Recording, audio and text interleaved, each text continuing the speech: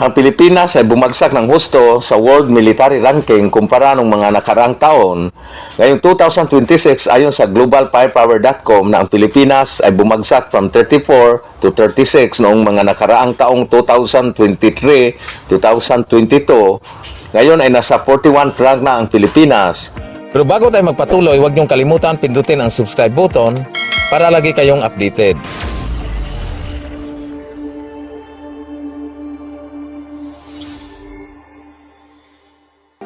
Ayon sa globalfirepower.com na marami din ang nagtatanong kung bakit bumaba ng husto ang ranking ng Pilipinas mula sa 34 to 36 noong mga nakarang taon. Ngayon ay nasa 41 rank Pilipinas, gayong marami namang mga nadagdag na mga bagong frigates at ilang pang mga asset.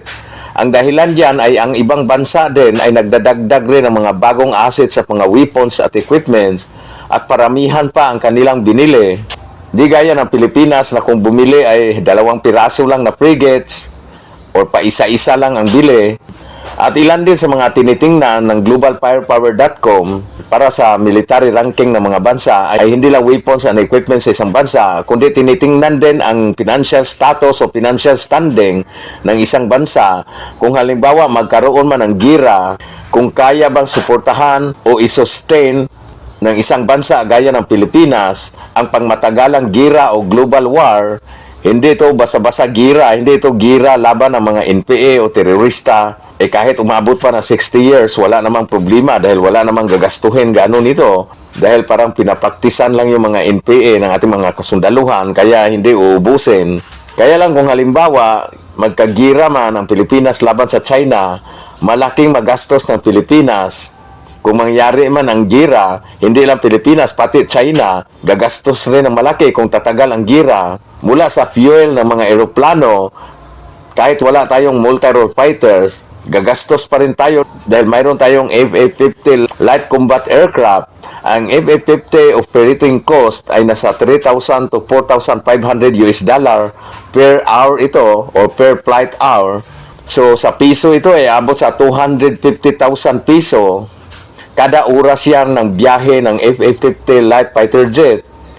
Hindi pa yan MRF na kung saan mayroong 11 units ang Pilipinas na mga FA-50. Pag i-multiply mo yan sa 3,000 or to 4,500 US dollar, aabot yan halos sa 3 million piso. Bawat oras yan ang flight ng FA-50.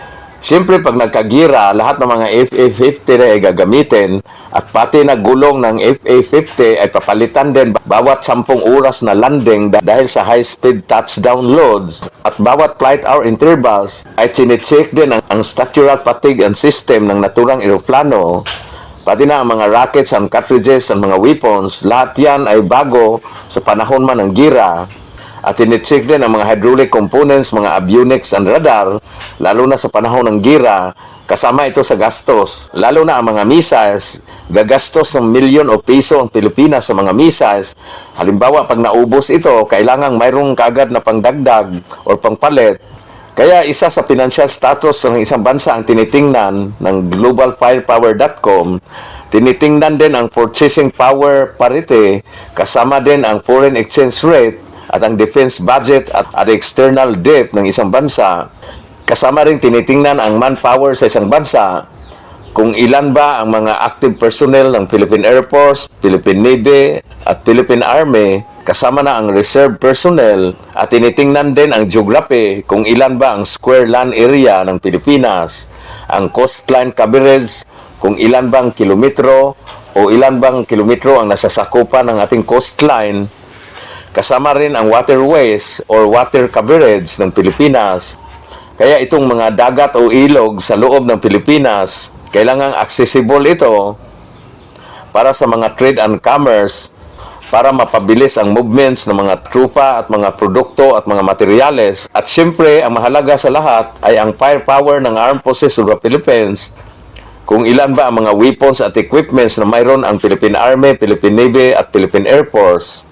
Out of 145 na bansa sa buong mundo, ang Pilipinas ay nasa 41 ranks tayo in terms of military ranking. At kahit kailan ay hindi malagay o mapasama ang Pilipinas sa top 25 sa world military ranking. Ang mga bansa sa Southeast Asia na nakapasok sa top 25 sa World Military Ranking ay ang Indonesia na sa 13 rank, ang Vietnam na sa 23 rank at ang Thailand na sa 24 rank.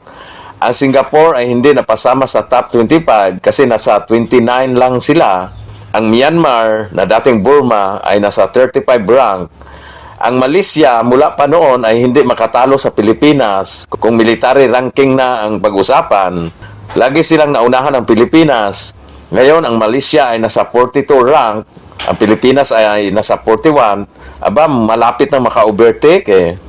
Ang tanong, bakit laging mas mataas ang ranking ng Pilipinas kumpara sa Malaysia?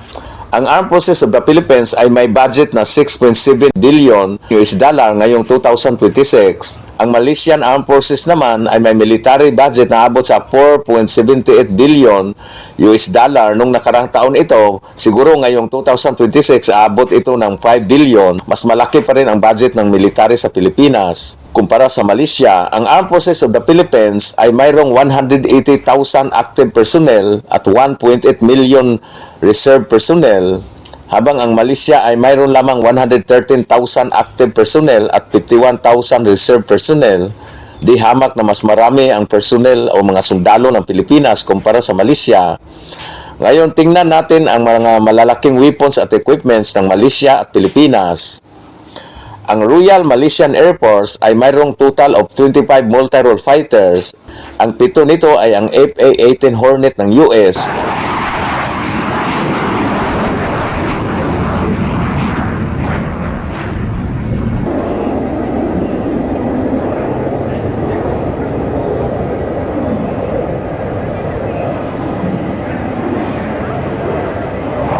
At 18 unit na Sukhoi Su-30 ng Russia.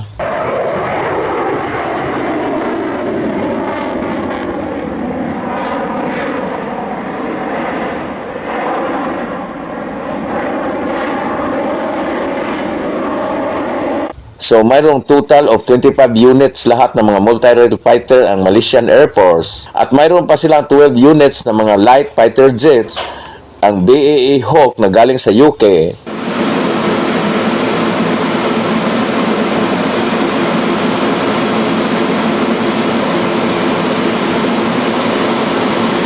Habang ang Pilipinas naman ay 0 multi-role fighters, mayroon lang tayong 11 units na FA-50 light combat aircraft na galing sa South Korea.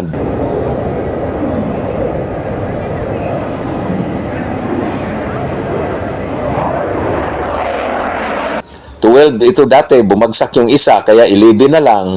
At sa Navy naman, ang Royal Malaysian Navy ay mayroong 2 Scorpion submarine na galing sa France. Ang Philippine Navy naman ay mayroon ding submarine, pero sa panaginip lang, sa totoo ay wala. Ang Royal Malaysian Navy ay mayroon ding bagong mga missile frigates, 7 na units ito na galing sa France at sa UK. Ang Philippine Navy naman ay mayroon lamang 4 na frigates, ang Jose Rizal class at Marble class frigates na galing sa South Korea.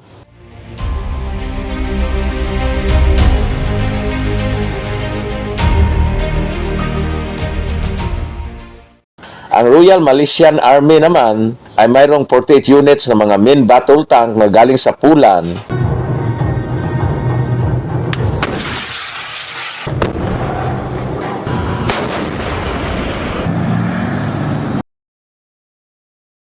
Habang ang Philippine Army ay 0 main battle tank, ang mayroon lamang ang Philippine Army ay 18 na Sabra light tank. Ang Royal Malaysian Army ay mayroong 12 batteries of Astrosto MLRS o Multi-Launch Rocket System na galing sa Brazil, habang ang Pilipinas ay 0 MLRS. Segundo. Terceiro. At kung air defense naman, mayroon din ang Malaysia na tinatawag na Rapier Surface-to-Air Missiles na galing sa UK.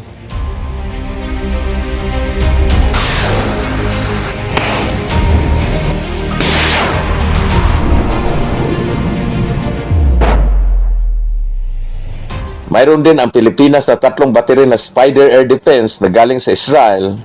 Ang Malaysia ay mayroon din mga anti-ship missiles, pero mas maliit ito. Ito yung nakakarga sa kanilang mga frigates. habang ang Pilipinas ay mayroong malaking BrahMos anti-ship missiles na galing sa India. Kung titingnan natin, mas powerful o mas maraming weapons ang Royal Malaysian Armed Forces, pero hindi makatalo ang Malaysia sa Pilipinas kung world military ranking na ang labanan. Sabi ng kaibigan ko, dapat daw magbigay ng litson ang Pilipinas para babalik sa 35 ranking ang Pilipinas. Bago tayo magpaalam, i-shoutout natin ating kaibigan si Johnny Boy Makaspag at si Cassandra Catle ng Katbalugan City. Hanggang sa susunod, maraming salamat.